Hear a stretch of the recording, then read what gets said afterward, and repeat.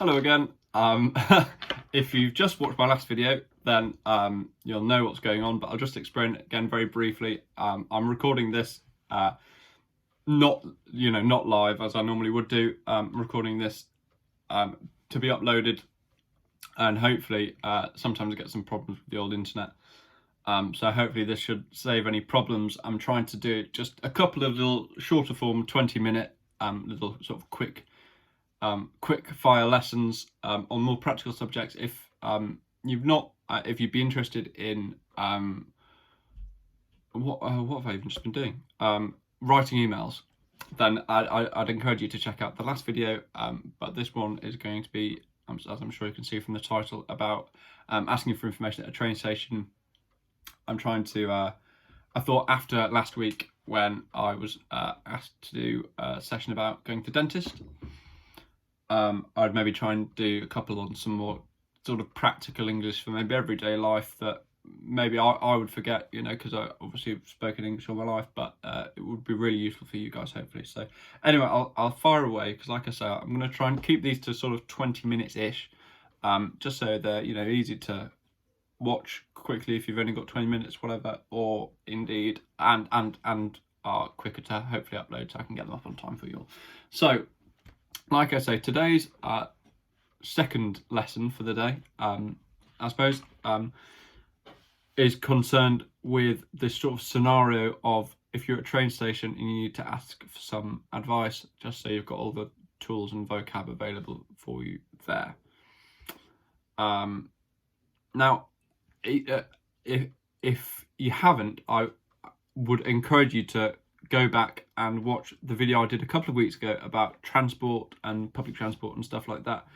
I think that would be really useful as background, just to introduce sort of different types of public transport if you're not familiar with them, and just sort of all the vocabulary surrounding that. I'll do some different, and maybe there'll be some overlap with that lesson in some of the vocab I introduced today, but I think it's mostly going to be different and kind of building on the language that I introduced in that other lesson. So if you're not necessarily super familiar with public transport, all the vocabulary for that, I really do encourage you to go back and watch that lesson. Just dropped my headphones. That lesson from a couple of weeks back. You'll be able to find it on the YouTube page, obviously.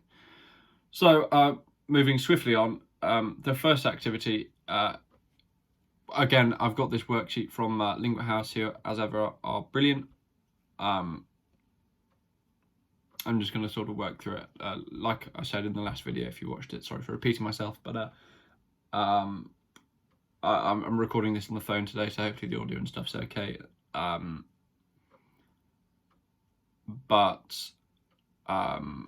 Yeah, I'm not going to be able to have like the little PowerPoint just sort of normally there where I have it, which is a shame, but hopefully you'll be able to get all the information you need from my training on. So I've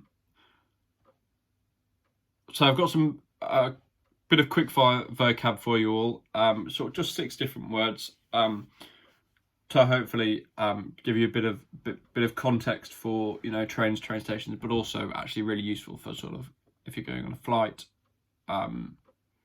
and if you need to ask for information about travel generally. These are all quite useful. So the first one, piece of vocabulary, is a boarding pass.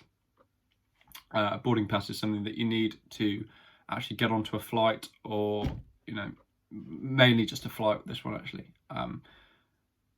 on a train you'd probably just call it a ticket.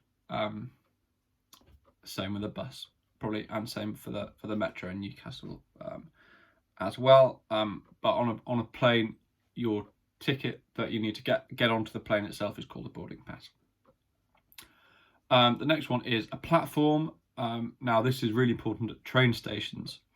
Often I'll be caught up by this, but obviously the train has to go to a specific place in the train station, so that people can get onto it, and what they'll do is they'll pull up to a platform, which is just sort of a bit of raised up ground next to the train tracks, and the platforms will more often than not be numbered.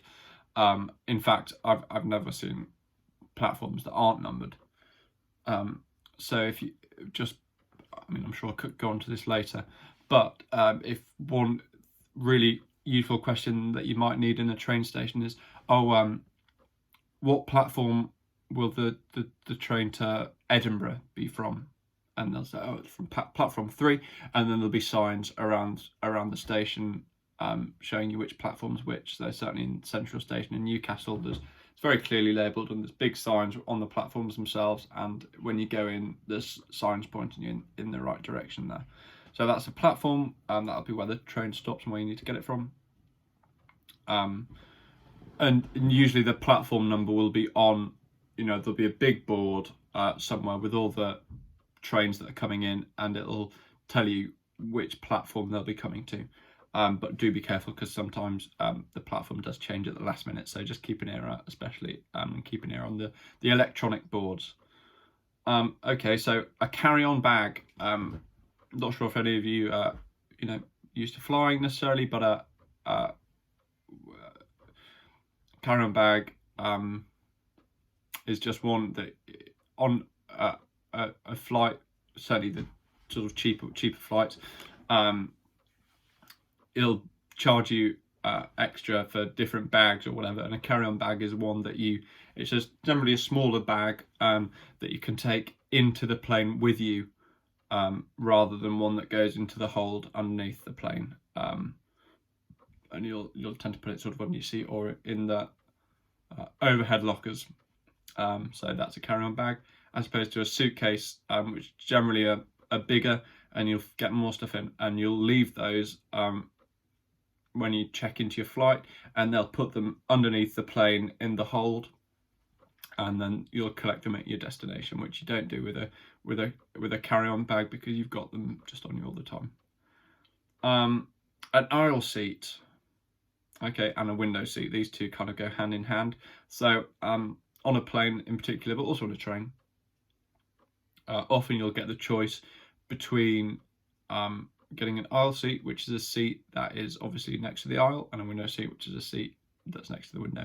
So another thing that you might want to ask for in a train station or an airport, if you're buying a flight, is, I'd like to request a window seat, please. If you prefer sitting next to the window, I'd like to request an aisle seat.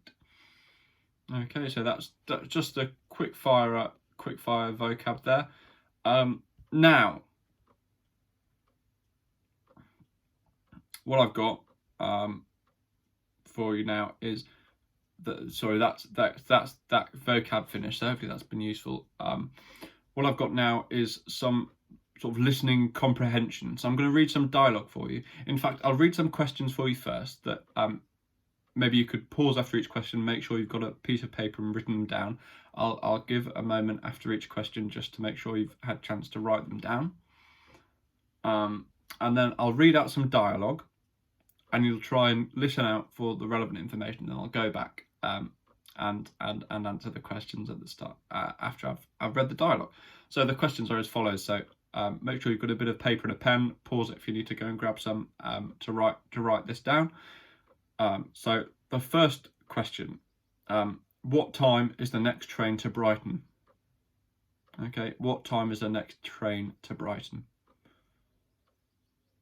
Okay, number 2, feel free to pause it after each question, like I say, if you need a bit of extra time to write it down. Question 2, how much is a single ticket to Brighton? How much is a single ticket to Brighton? Number 3, which platform does the train leave from? Okay, which platform does the train leave from? And then maybe a new paragraph or something. Number 4, how long will the taxi journey take? How long will the taxi journey take? Question 5, again in a new paragraph. The last sort of 3 questions are all on the same paragraph. Number 5, does Claire want a window seat or an aisle seat? Does Claire want a window seat or an aisle seat? Number 6, what bags does she have? And finally, did she pack her bags herself? Okay, so I'll just give you a second to make sure you've got all those questions written down. Hopefully you have. Okay, brilliant. So I'll read this dialogue for you, and then make sure you try and keep an ear out for the answers to the questions. Keep the questions in mind. The dialogue is split into 3 sections, which correspond with the 3 paragraphs. So I'll read you dialogue 1 first, and then we can maybe go back to those first questions.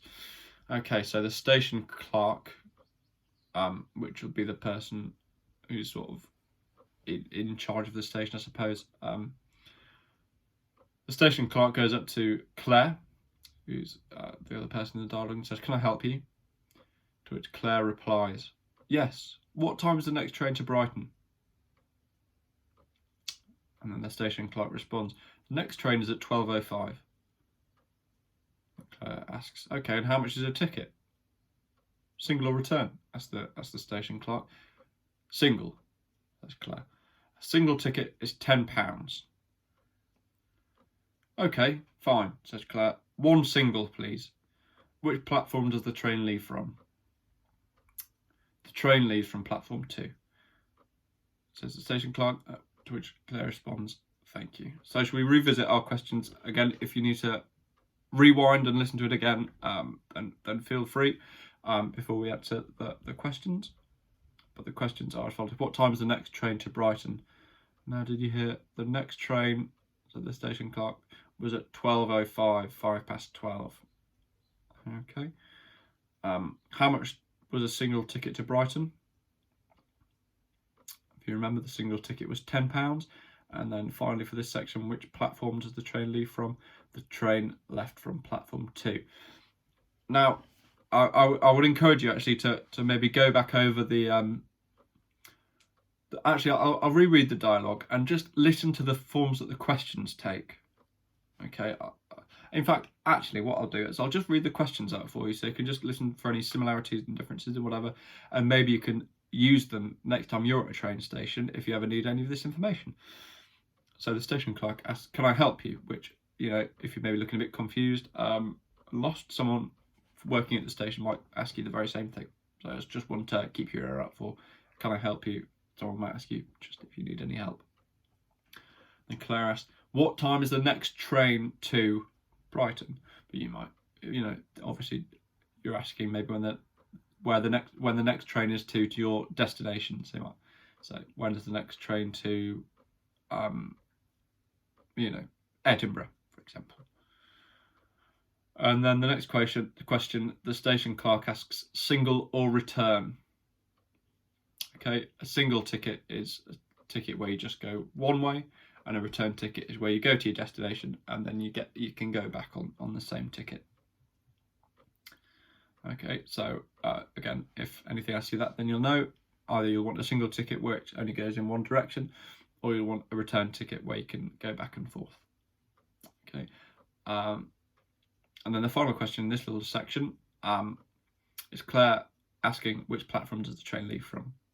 Now, again, covered that one briefly before. That is definitely a very useful question indeed. Can often be very confusing, and while it is often on the board, like I say, it never hurts to ask if you're feeling a bit confused, because there's nothing worse than missing a train.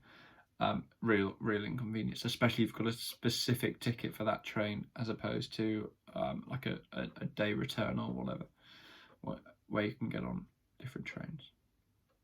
Okay, so on to the second dialogue. The only question that you need to bear in mind for this one is, how long will the taxi journey take? Okay, so I'll read the dialogue. Okay, this is with Claire again. So the taxi driver asks, "Where to, madam?" To which Claire responds, "Clifford Road, in front of the cinema." "Sure," says the taxi driver. "How long will it take?" asks Claire, and then the taxi driver responds, "About 40 minutes. 40 minutes? Says Claire. Taxi driver, "Yes, the traffic is really bad today." So let's revisit our question. What was it? How long will the taxi journey take? Well, seemingly to a bit of surprise to Claire, it's going to take 40 minutes, and that's because the traffic is bad. Now, the questions in this one are as follows: where to, sir or madam? This is obviously a taxi driver needs to know where to take you. So that might be a question that you're asked. And then Claire asks, how long will it take? So that's a really useful one, actually. If you are ever riding a taxi, just to get a general idea of how long it's going to take, and in a taxi, sort of how much it's going to cost as well, because obviously the longer you're in there, the more expensive it tends to be. There's another question, I suppose, in this one that's not highlighting. It's Claire saying 40 minutes in a questioning tone.